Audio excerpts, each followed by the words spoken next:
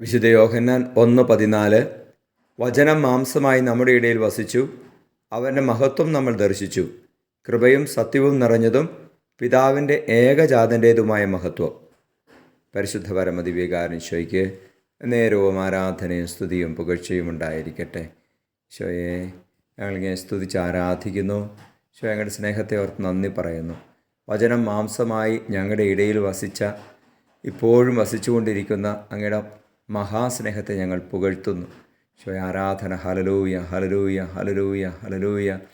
ഈശോയെ ക്രിസ്തുമസ് അടുത്തു വരുമ്പോൾ വചനം ഞങ്ങളുടെ ഹൃദയത്തിൽ മാംസമാകുവാൻ, അങ്ങനെ ഞങ്ങളുടെ ജീവിതം ഒരു ക്രിസ്മസ് ആഘോഷമായി മാറുവാൻ ഞങ്ങളെ സഹായിക്കണമേ.